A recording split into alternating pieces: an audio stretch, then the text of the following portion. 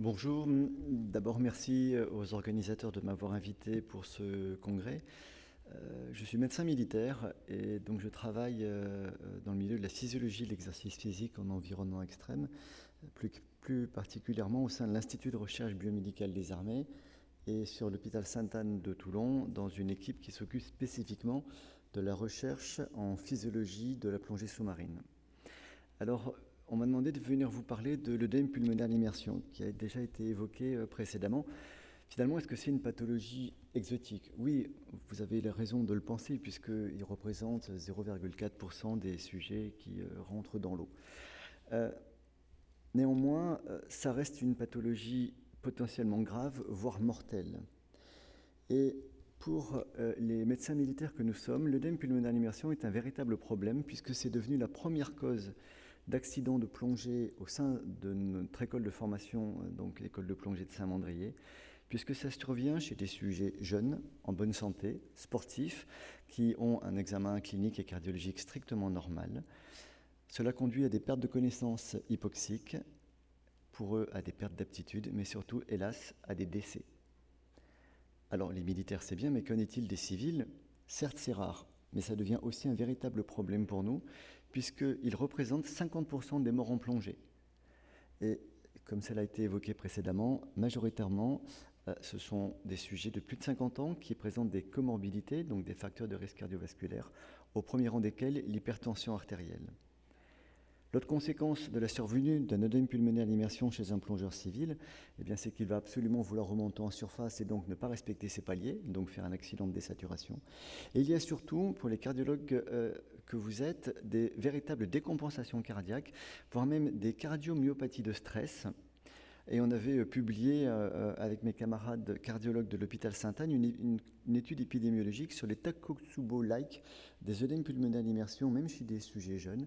Et voilà à quoi ressemble, alors que la choro est strictement normale, l'image d'une... les choros au niveau des coronaires est normale, les images qu'on a chez un jeune militaire qui a fait un œdème pulmonaire d'immersion. Alors, rapidement, les symptômes de l'œdème pulmonaire d'immersion. Les symptômes peuvent apparaître au début, au milieu ou à la fin de la plongée, voire même en surface à le retour du bateau. Retour sur le bateau, pardon. La sensation première, c'est une sensation de manquer d'air, que ce soit d'ailleurs en natation en surface, comme ça l'a été évoqué, ou en plongée sous-marine avec un appareil de plongée. Puis vient l'essoufflement, une toux incoercible, de l'expectoration ressaumonée, typique d'un œdème aigu du poumon, des hémoptysies et parfois l'arrêt cardiaque. Immédiatement à la sortie de l'eau et dans les heures qui suivent, nous réalisons des échographies pulmonaires et vous voyez les images typiques des lignes B ou des queues de comète selon le terme employé, que vous connaissez bien, qui nous permettent d'estimer l'existence ou non d'eau pulmonaire extravasculaire. Ça, c'est extrêmement pratique dès la sortie de l'eau. Bien évidemment, ces œdèmes pulmonaires d'immersion, quand on fait des scanners, c'est ça le type d'image que l'on retrouve. C'est pas anodin. Là, ils ne sont pas décédés, ceux-là. Ce sont des sujets que l'on retrouve dans notre service. Alors, il s'avère que mon analyse, c'est que l'œdème pulmonaire d'immersion est totalement sous-évalué. Et à l'instar de M. Jourdain, qui faisait de la prose sans le savoir, l'œdème pulmonaire d'immersion a toujours existé, sauf que sa description est relativement récente. Raison pour laquelle, très probablement, les études statistiques sous-évaluent la présence des œdèmes pulmonaires d'immersion. Pour moi, l'œdème pulmonaire d'immersion est bien une pathologie à tropisme majoritairement cardiaque et je vais, sans vous faire un cours de physiologie, vous expliquer en quelques mots comment cela fonctionne. Vous avez ici représenté l'organisme humain que vous connaissez bien de manière très schématique et vous voyez ici la répartition du sang qui est, comme vous le savez, majoritairement dans les membres inférieurs et majoritairement dans le réseau veineux. Vous avez ici schématisé les gros vaisseaux du cœur et les poumons. Lorsque le sujet est immergé, comme on le représente ici, vous voyez qu'il y a un reflux de sang de la périphérie vers le cœur droit avec une accumulation dans la circulation pulmonaire. C'est le phénomène que l'on décrit bien de blood shift par cet anglicisme. Vous voyez ici la dilatation des cavités cardiaques. Ce phénomène de blood shift, il est aussi représenté de la manière suivante. Vous avez ici la circulation que vous connaissez bien, et Pendergast nous refait un schéma où ici l'ensemble de la circulation est immergé, et l'on voit bien qu'il y a un phénomène de pression hydrostatique qui vient comprimer le réseau vasculaire périphérique, un phénomène d'autotransfusion, d'augmentation de la précharge cardiaque, avec à la fois des augmentations au niveau du cœur droit, des pressions, mais aussi des volumes. Raison pour laquelle j'attire l'attention sur les cardiologues que vous êtes sur l'importance du ventricule droit, du cœur droit, dans l'immersion et en particulier dans l'œdème pulmonaire d'immersion. Cette augmentation de la précharge cardiaque droite a déjà, c'est très ancien, et j'aime bien moi aussi rappeler que nos anciens avaient déjà démontré beaucoup de choses, par Arborelius en 1972, qui avait mesuré que le fait d'immerger un sujet avait pour conséquence un déplacement brutal et immédiat à peu près de 700 ml de sang. Donc imaginez sur un myocarde un petit peu fatigué, si vous injectez un bolus de 700 ml de sang, les conséquences que ça peut avoir sur son fonctionnement. Un peu plus tard, Rich, lui, l'a mesuré. C'était la belle époque où on pouvait mettre des Swan Gans sur les étudiants pour mesurer un petit peu les débits. Vous voyez ici, en bas à droite, le sujet qui va être immergé des pieds jusqu'au cou de manière immédiate avec une Swan Gans. Et vous voyez ici augmenter les valeurs de la pression veineuse centrale. Donc, augmentation des volumes, augmentation de la pression veineuse centrale pour des valeurs qui ne sont pas anodines. Ça, bien évidemment, c'est un sujet sain, jeune et en bonne santé. Rich, lui, a continué, toujours en 78, et vous voyez ici les battements cardiaques. 1 battement, 2 battements, 3 battements. Ça reprend ici à 1 parce que c'est à partir de là que le sujet est immédiatement immergé. La technique à l'époque, c'était de mesurer la surface diastolique du cœur. Alors à l'époque, seuls les plus de 20 ans le connaissent, c'était par cardioscopie. Vous vous souvenez, donc c'est des vieux systèmes. Et donc il mesurait simplement la taille de l'ombre cardiaque. Et vous vous rendez compte qu'en seulement 5 battements, eh bien, il y a une augmentation de 30% de la surface de l'ombre cardiaque. Vous vous doutez bien que ce n'est pas le ventricule gauche qui a réussi à se dilater de 30% en 5 battements, c'est bien le ventricule droit. Ce sur quoi nous travaillons actuellement, c'est que nous ne pouvons pas nous satisfaire de laisser des sujets avoir une chance, une probabilité, une malchance d'avoir un œdème pulmonaire d'immersion. Et nous avons en tête cette possibilité de l'existence d'une notion de susceptibilité individuelle aux œdèmes pulmonaires d'immersion. Pourquoi ? Eh bien parce que l'avantage des plongées militaires, c'est qu'elles sont standardisées. Qu'est-ce que ça veut dire ? Ça veut dire que la palanquée on font tous des plongées de même durée, de même profondeur, avec la même vitesse de palmage, avec le même appareil respiratoire, le même mélange gazeux, donc tout est identique. Et pourtant, on se rend compte que certains font des œdèmes pulmonaires d'immersion, tant qu'à faire, puisque quand ils en commencent un, ça va récidiver, alors que d'autres n'en feront jamais. Mieux encore, quand on mesure les queues de comète ou les lignes B à l'échographie, certains n'ont jamais de queue de comète, d'autres sont systématiquement pleins de queues de comète, avec même des signes au scanner sans signes cliniques. Donc, il y a bien probablement une réponse individuelle aux œdèmes pulmonaires d'immersion.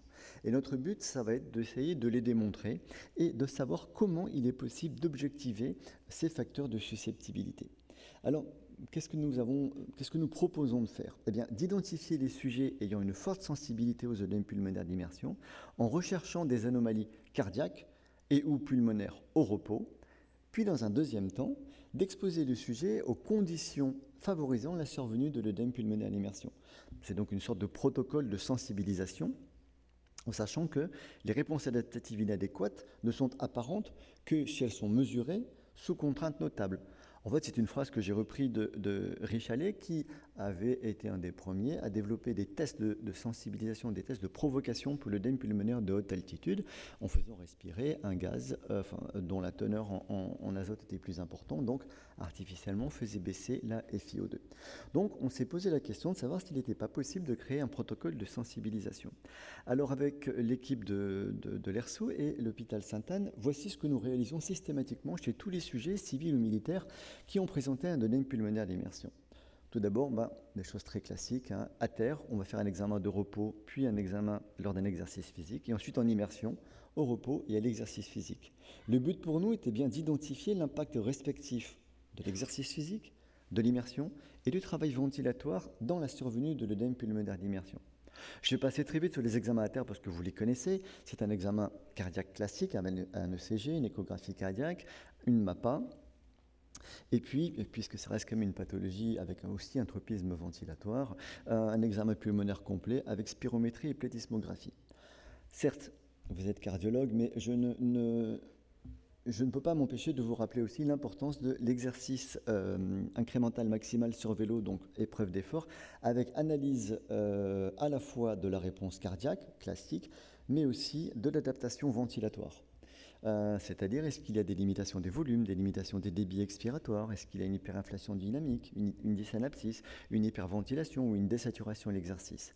L'ensemble de ces examens réalisés à terre nous permet déjà d'identifier, par exemple, des hypertensions à l'effort ou des troubles du rythme à l'effort ou des pathologies ventilatoires qui apparaissent pendant l'exercice physique. Évidemment, on réalise des échographies pulmonaires immédiatement après cet effort, puisqu'on peut déjà à ce moment-là voir apparaître des lignes B ou des queues de comète. Mais la chance que nous avons, c'est d'avoir pu monter un bassin de nage à contre-courant de notre laboratoire, qui est représenté ici. Alors évidemment, on s'occupe aussi beaucoup de l'aspect ventilatoire. Et ici, vous voyez des boucles débit-volume et débit-pression d'un sujet qui a fait de l'œdème pulmonaire d'immersion et que l'on fait plonger avec son appareil de plongée et on regarde le travail ventilatoire auquel il est confronté lorsqu'il utilise son appareil de plongée. Et on a pu ainsi démontrer l'importance des modifications de la compliance pulmonaire, qui est donc une variable typiquement pulmonaire, et on s'est rendu compte que la compliance pulmonaire était un très bon facteur de susceptibilité à l'œdème pulmonaire d'immersion. Donc en mesurant la compliance pulmonaire dans l'eau, on est capable de prédire la probabilité qu'un sujet fasse des œdèmes pulmonaires d'immersion. Alors pour ceux que ça intéresse, je les renvoie sur cet excellent article. Mais ce qui vous intéresse, vous, c'est l'analyse de la fonction cardiaque en immersion, et en particulier les échographies cardiaques que nous réalisons en immersion. L'orateur précédent nous a parlé d'échographies cardiaques qui ont été réalisées avant et après le palmage.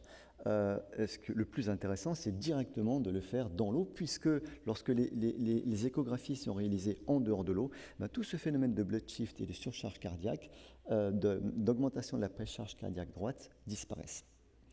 Alors rapidement, les résultats, bon, vous vous souvenez, c'est le schéma que je vous ai présenté initialement. Le blood shift a pour conséquence une dilatation des cavités cardiaques. Donc on va retrouver des signes de précharge, d'augmentation de la précharge cardiaque droite, avec en particulier des dilatations des cavités droites et une augmentation de la pression. Alors vous avez une très bonne vue, donc vous êtes capable de lire l'intégralité de ces résultats. Malgré tout, je vous les résume de manière très rapide. On retrouve donc une augmentation de la surface et des volumes au niveau de l'oreillette droite, en moyenne de 50%. On a le right ventricule end diastolic area qui augmente de 36%, la fraction de raccourcissement du ventricule droit de 36%, les pressions qui vont passer de 7 à 15, c'était une augmentation de 106%.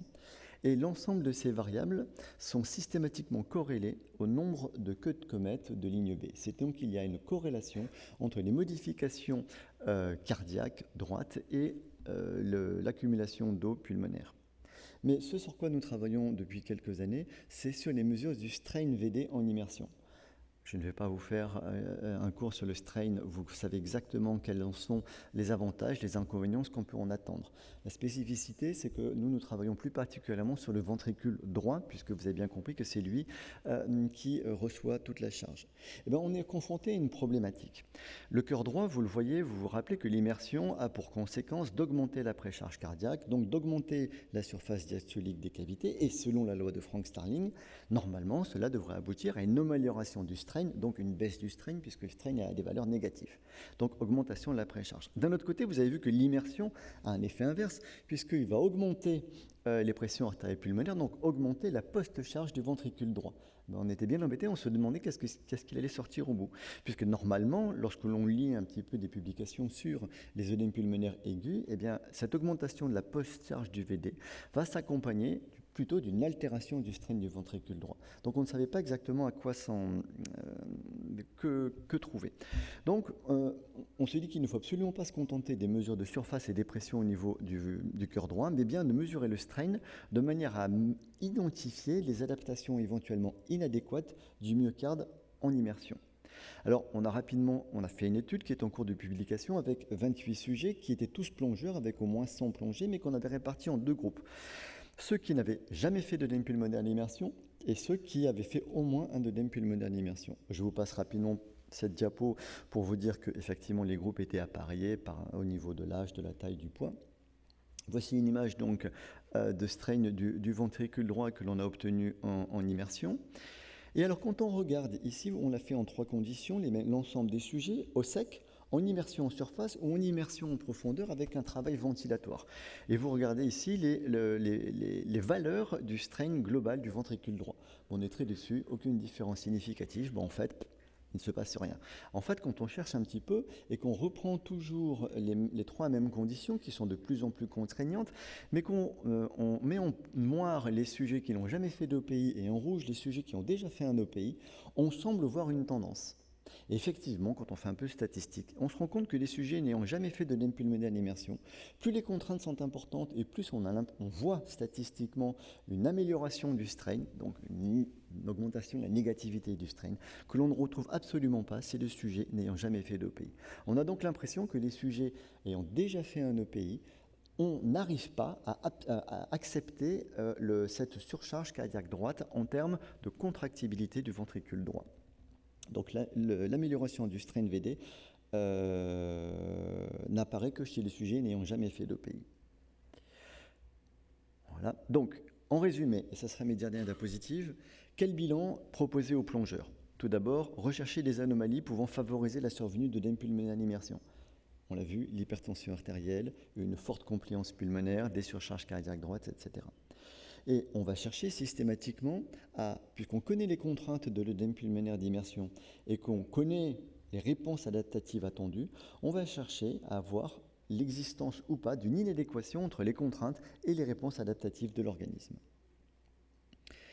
La vraie contrainte qui se pose à nous, c'est qu'à ce jour, on n'est pas capable d'identifier les contraintes environnementales, c'est-à-dire la température de l'eau, l'intensité de l'exercice physique, etc., qui vont déclencher un œdème pulmonaire d'immersion. Et on n'est pas capable non plus, sur les réponses physiopathologiques, de déterminer un cut-off au-delà duquel, par exemple sur les valeurs de strain ou sur les valeurs de dimension des cavités cardiaques droites, on n'a pas trouvé de cut-off qui nous permette de dire, à partir de cette valeur-là, le risque d'EPI est important. En conclusion, les connaissances des mécanismes physiopathologiques de l'œdème pulmonaire d'immersion restent incomplètes, mais cette notion de susceptibilité individuelle à l'EPI est une réalité. Il est donc important de dépister les sujets à risque, probablement en développant des tests de sensibilisation pour lesquels de grands progrès sont encore à faire. Au niveau cardiaque, l'analyse de la fonction du ventricule droit est primordiale et ne pas se contenter uniquement de la surface et des pressions, qui reste certes un bon indicateur de susceptibilité, mais aussi des mesures du strain du ventricule droit qui semblent être très prometteurs pour identifier les sujets à risque. Je vous remercie de votre attention.